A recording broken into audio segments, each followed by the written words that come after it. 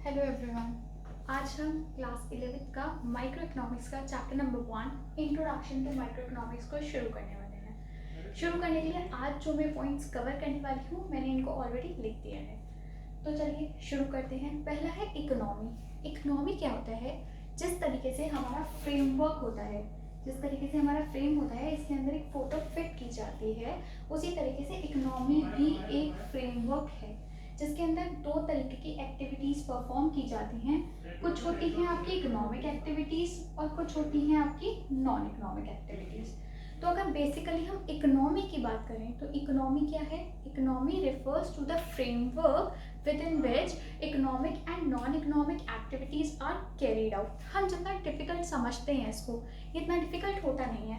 सिर्फ दो वर्ड्स ने हमारी डेफिनेशन को पूरा कर दिया, that is economic and non economic activities.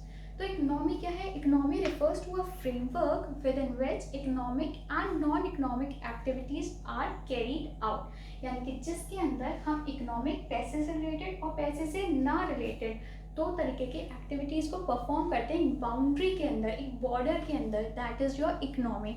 In simple words countries को इकोनॉमिक टर्म में हम इकोनॉमी भी कहते हैं। सेकेंड टॉपिक आता है हमारा economic and non economic activity. अब क्वेश्चन राइज होता है इकोनॉमिक एक्टिविटीज़ क्या है और नॉन इकोनॉमिक एक्टिविटीज़ क्या है। 9th-10th क्लास में सबने पढ़ा होगा इकोनॉमिक और नॉन इकोनॉमिक एक्टिविटीज़। तो वर्ड से ही बिल्कुल क्लियर हो गया होगा economic activities which are directly related with money and non economic activities which are not directly related with money. लेकिन अब हम इस चीज़ को एक्सपेंड करते हैं। एक्सपेंड करने के लिए हम इकोनॉमिक एक्टिविटीज़ को पढ़ते हैं। इकोनॉमिक एक्टिविटीज़ क्या होती हैं? जो अभी बताया, economic activities are those activities which are directly related with money. लेकिन इसका मतलब ये नहीं है कि नॉन इकोनॉमिक एक्टिविटीज़ वो एक्टिविटीज़ हैं जो पैसे से रिलेटेड ही नहीं हैं।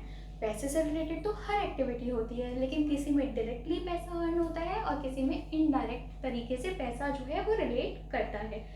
तो इकोनॉमिक एक्टिविटीज़ जिनमें हम डायरेक्टली पैसा अर्न करते हैं, पैसा आता है, पैसा जाता है। लेकिन non economic activities are those activity which are indirectly related with money. वो मनी से रिलेट तो होंगी लेकिन इनडायरेक्टली। इसी चीज़ को एक्सप्लेन करने के लिए हम सेकेंड पॉइंट पर आते हैं। Economic activities are those activities which whose main motive is to earn or maximize profit, यानी कि those activities which are aimed at earning profit or maximizing profit are known as economic activities. Whereas when we talk about non-economic activities, these are those activities which are not aiming to earn profit. They aim at psychological satisfaction or social welfare. अब word clear करती हूँ, psychological satisfaction. Psychological satisfaction क्या होता है? मैं दिन में 12 बजे गली में जा रही थी, एक पोल पड़ा, उस पोल पे बत्ती जल रही थी। मैं आगे बढ़ गई, लेकिन मुझे बाद में लगा कि मुझे वो बंद करनी चाहिए। मैं अंदर से सेटिस्फाई नहीं हो पा रही थी। मैं वापस आई और मैंने उस बत्ती को बंद कर दिया, उसका स्विच ऑफ कर दिया। इससे मुझे कुछ अर्निंग नहीं हुई, लेकिन मेरे को ऐसा लगा कि मैंने गवर्नमेंट का कुछ पैसा या वेस्ट हो रही थी रिसोर्सेज, उसको बचाया। तो ये मुझे मिला एक साइकोलॉजिकल सेटिस्फैक्शन। या फिर सेकेंड मोटिव होता है उसका सोशल वेलफेयर करना। सोशल वेलफेयर मीन्स आप डायरेक्टली या किसी भी तरीके से दूसरे बंदे की जब आप हेल्प करते हो तो उसको हम बोलते हैं सोशल वेलफेयर अर्न करना, जो मेन मोटिव है नॉन इकोनॉमिक एक्टिविटीज़ का। थर्ड डिफरेंस की बात करते हैं हम, तो इकोनॉमिक एक्टिविटीज़ में आप एग्जाम्पल दे सकते हो, जिसका main example like teacher teach students, nurse cure patient, nurse cure कर रही है, केयर कर रही है पेशेंट की, टीचर टीच कर रही है स्टूडेंट्स को, ये सब है आपकी इकोनॉमिक एक्टिविटी। डॉक्टर फीस लेता है पेशेंट से, ये सब आपकी इकोनॉमिक एक्टिविटीज़। जबकि नॉन इकोनॉमिक एक्टिविटी का सबसे ईजी एग्जाम्पल है आपके घर में कि मम्मा आपको खाना बना के खिलाती हैं, मदर को फूड फॉर हर चाइल्ड। तो वो क्या है आपका नॉन इकोनॉमिक एक्टिविटी। मम्मी हमसे पैसे नहीं लेती खाना बनाने के, लेकिन मम्मी मार्केट से जब सामान लाती हैं तो उसमें तो पैसा इन्वॉल्व होता है। तो इनडायरेक्टली एक्टिविटीज़ जो होती हैं, नॉन इकोनॉमिक एक्टिविटीज़ जो होती हैं वो मनी से रिलेट तो होती हैं, लेकिन डायरेक्टली ना होकर इनडायरेक्टली होती हैं। तो they are non economic activities. Third topic पे आते हैं टाइप्स ऑफ इकोनॉमिक्स। हमने इकोनॉमिक्स को दो पार्ट्स में क्लासीफाई करा है, one is your micro and other is your macro. Science में 6th में 7th में आई थिंक माइक्रो तो हमने पढ़ा ही है word, micro organisms. Micro means बहुत छोटे छोटे, एंड वेयरएज जब हम बात करेंगे मैक्रो की तो लार्ज, यही चीज़ आपको पूरा कंसेप्ट क्लियर कर देगी। तो जब हम माइक्रो पढ़ते हैं तो माइक्रो इकोनॉमिक्स क्या है पहले हम बात करते हैं। माइक्रो इकोनॉमिक्स का मतलब होता है जहाँ इकोनॉमिक्स के वेरिएबल्स क्या होते हैं, बहुत सारे इकोनॉमिक्स के कंसेप्ट जो आप आगे आगे चैप्टर पढ़ोगे तो आपको समझ आएगा। तो जब हम इकोनॉमिक्स के वेरिएबल्स को स्टडी करते हैं एट एन इंडिविजुअल लेवल मतलब छोटे छोटे लेवल पे, हर एक बंदे को इंडिविजुअली एक्सप्लेन स्टडी करना। लाइक अगर मेरी क्लास है उसमें 10 स्टूडेंट्स हैं, 10 स्टूडेंट्स को मैं अलग अलग जज करूँगी, अलग अलग उनको स्टडी करूँगी। तो that is your individual concept, that is micro concept. लेकिन जब हम मैक्रो की बात करते हैं तो जहाँ मैंने वर्ड यूज़ करा पूरी क्लास, तो पूरी क्लास को यानी कि सारे बच्चों को एक यूनिट कंसिडर करा मैंने और उसको स्टडी करा, तो that is your macro concept. Second, micro जो वर्ड ओरिजिन हुआ है वो ग्रीक लैंग्वेज के एक वर्ड माइक्रोस से हुआ है, MICKROS।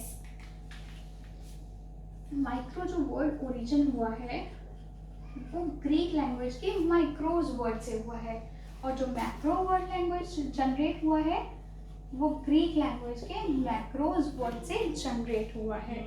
थर्ड, माइक्रो में कभी भी हम ग्रुप की स्टडी नहीं करते, जबकि मैक्रो में हम हमेशा ग्रुप की स्टडी करते हैं, इंडिविजुअल स्टडी नहीं करते।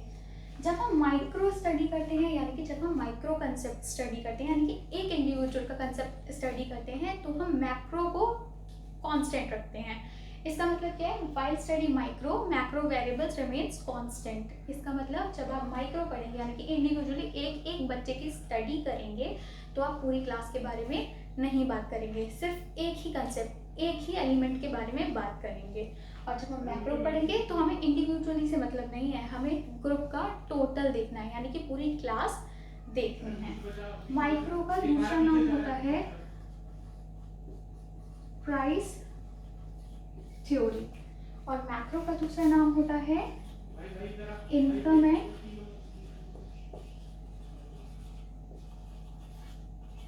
Employment theory. तो माइक्रो को हम कंसीडर करते हैं प्राइस थ्योरी, मैक्रो को हम कंसीडर करते हैं इनकम एंड एम्प्लॉयमेंट थ्योरी।